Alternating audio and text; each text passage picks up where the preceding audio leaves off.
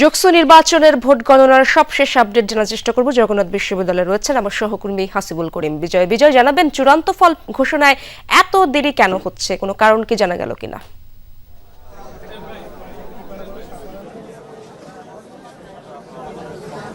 ইসরাত, যেহেতু ভোট গণনা ম্যানুয়ালি করা হচ্ছে, অর্থাৎ হাতে গণনা করা হচ্ছে, যেহেতু ওয়েমারের মাধ্যমে আসলে ভোট গ্রহণ হয়েছে এবং এরপরে কিন্তু আসলে ওয়েমার মেশিনে একটি ত্রুটি দেখা যায়, এমনই গতকালকে আমরা জানতে পারি। এরপর একটি সভা হয়, মিটিং হয়, যারা ভিপি এবং জিএস পদপ্রার্থী রয়েছে তাদের সাথে কেন্দ্রীয় কমিটি এবং নির্বাচন কমিশন এবং ভিসির সাথে একটি মিটিং হয়। সেই মিটিংয়ের পর সিদ্ধান্ত হয় যে হাতে গণনা করা হবে ভোট, এবং এর ফলাফল স্বরূপ আমরা যেটি দেখতে পাচ্ছি যে একটি দীর্ঘ সময় পার হয়ে যাচ্ছে আসলে ফলাফল দিতে।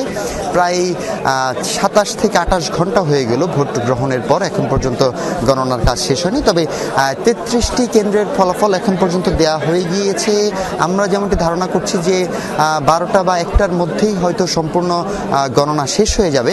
এরপরে আসলে মোট যে ফলাফল সেই ফলাফল দিবে। এবং এছাড়াও যদি বলি যে এখন পর্যন্ত শিবির সমর্থিত প্যানেলের যে প্রার্থী আছেন মোহাম্মদ রিয়াজুল ইসলাম, তিনি কিন্তু আগিয়ে আছেন এবং কয়েকশো ভোটে আগিয়ে আছে ছাত্র দলের থেকে। তো সবকিছু মিলে যদি বলতে চাই যে সবার মধ্যে একটু উৎসবমুখর পরিবেশ বিরাজ করছে এবং কিছুটা ক্লান্তিও দেখা যাচ্ছে যারা আসলে ভোট গণনা করছে এবং যারা আসলে রেজাল্টের জন্য অপেক্ষা করছে। ইসরাত, ধন্যবাদ আপনাকে বিজয়।